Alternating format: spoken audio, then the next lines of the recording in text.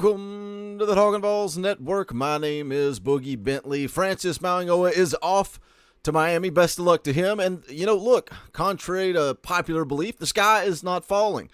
This is the world of recruiting. Tennessee will move on. There's some targets out there that Tennessee is in on. I think they have a chance to still add some talent on that offensive line. We'll get into it, take a look at some of those targets. But what went wrong? What happened in the recruitment of Francis Mauigoa? Well, look, it's the world of recruiting. It's up and down. It's highs and lows. It's emotional. It's a roller coaster ride. But you add NIL into the process. And look, recruiting in 2022 is crazy. It's hard to follow exactly what happened. And it's not just all about money. He had a good relationship with that coaching staff at Miami. They recruited him when they were out at Oregon. He calls one of their coaches uncle. I mean, he had relationships there, but it also sounds like Miami did come and swing for the fences with an NIL offer. So where is Tennessee at? Where is our NIL collective? Where is Spire Sports Group?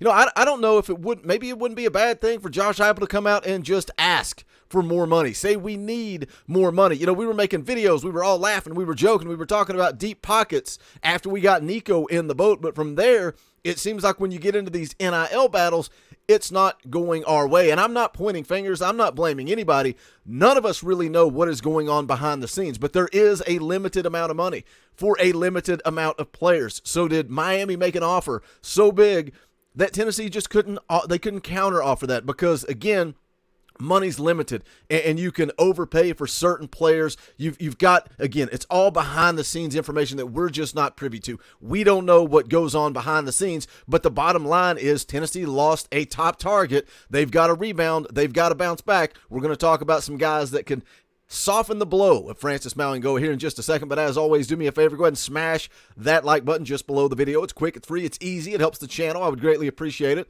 Also, if you're new to the Talkin VAWLS Network, welcome. We're not experts, we're not insiders, we're fans just like you. So if you enjoy what we do, make sure you subscribe, click that bell for notifications. You won't miss out when we go live or when we drop a video. Just a quick scheduling update. I'll be live tonight, 6:30 p.m. Eastern Time, playing a little NCAA football 2013, and we'll talk some Vol football. We're going to be live next Wednesday, July the 13th at 7 p.m., breaking down the offense for the 2022 season, and then we'll be live again the following Wednesday on the 20th at 7 p.m., breaking down the defense for the 2022 season. So a lot of content coming your way, more videos, all kinds of good stuff. Make sure you're subscribed. Make sure you click that bell so you don't miss out. And I just want to say thank you to everybody that showed up last night for the live announcement from Francis Mauigoa. Almost 3,000 people in the chat. So thank you. We appreciate the support. So let's jump into it. First name that I want to talk about, Shamrod Umarov. He is a 4-star offensive lineman.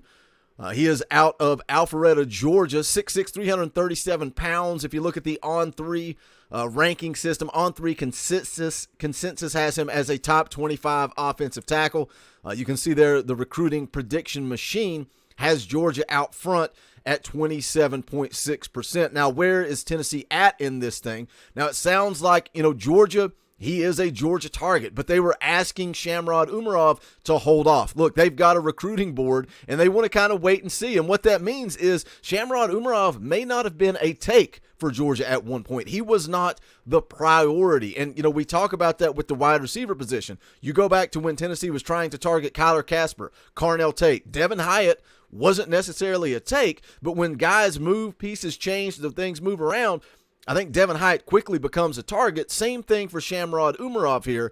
Georgia wants him to hold off, wants him to wait. Now, he's got a decision coming up right around the corner, scheduled to make his announcement on July the 8th. So is that good for Tennessee? Is that a positive for Tennessee that Georgia is asking him to wait, but he's going to go ahead and pull the trigger on July 8th? Something else worth noting, Raquez McElderry, the Georgia offensive lineman that decommitted just recently, ended up at Alabama. Does that make Shamrod Umarov more of a target for Georgia? Is it more of a priority? Are they going to push their chips in on Shamrod Umarov now? So if you look at the scouting report on him, verified size, 6'6", 290, good frame, potential to add some weight in the college weight room, good knee bend, good hip flexibility, shows the ability to fire off the ball, good body and foot quickness, good foot speed, lateral quickness in his pass set, demonstrates the ability to anchor at the point of attack. And again, all these guys that I'm going to go through today, listed as offensive tackles, and that's something that JP and I talked about yesterday on the live stream after Francis Mauigoa made the decision. Tennessee really in on a lot of offensive tackles, and that's good because you can bring them in. It's way easier to slide an offensive tackle into the guard position than it is to try to move a guard outside, as we saw them do with Cade Mays. So we'll see how it plays out with Shamrod Umarov, again scheduled to pull the trigger on July the 8th. Is that a good thing for Tennessee, or is Georgia pushing their chips in? Let's take a look at the next name on the list. Stanton Ramble, also listed as a 4-star offensive tackle, 6'7", 320 pounds, out of the state of Alabama. Now, this kid, you look at the On3 recruiting prediction machine, they've got Auburn way out front. Way out front. Tennessee not even close. I don't buy into that for a second. Seems like Tennessee leads in this one from the people that I trust, the sources that I trust.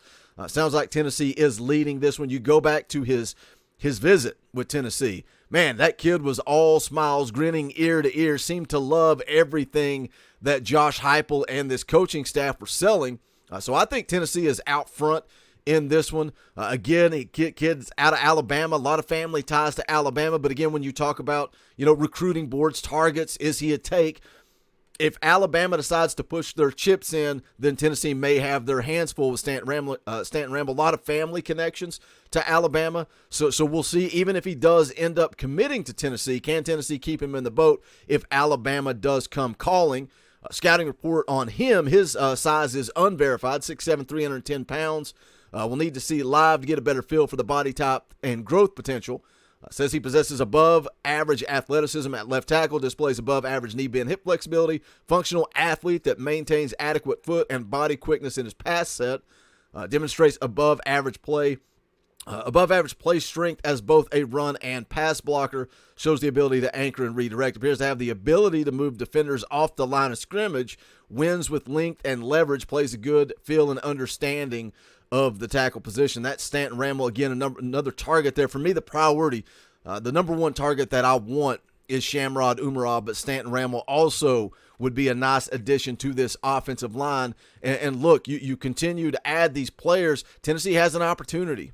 And the guys that I'm rattling off, I'm giving you 3 targets. To me, in my eyes, they need to land two out of 3 of these guys. They really need to add a lot of talent on that offensive line. The offensive line was a priority for this class of 23. Let's go ahead and take a look at the next guy on the list that Tennessee needs to make a priority, go out and get, and that is Lucas Simmons, 6'7", 295 at a Clearwater Academy in Florida. You can see there also a 4-star prospect, number 11th ranked offensive tackle in the country. The recruiting prediction machine over at On3 kind of all over the place with this one. Got USC out front. What I see from, again, VAWLS, you guys know where I get my information. VAWLS, Austin Price, Brent Hubbs. Seems like Florida State is the heavy favorite here. But can Tennessee kind of make Lucas Simmons a priority? Can they push all their chips in and get Lucas Simmons in the boat in this class of 23? But again, it looks like Florida State is out front. But for me, again, like I said, I think you get 2 out of 3. You get 2 out of 3 of these guys, these kids, the ones that I just featured, put up on the screen. I think that puts Tennessee in a pretty good spot when you look at what they've got in the boat already. And again, you've got the 4-star athlete, Trevor Duncan. Again, we talked about him yesterday. Plays offensive and defensive line. But I think this kid ends up as a tackle, as an offensive tackle. He's got the size. He's got the length.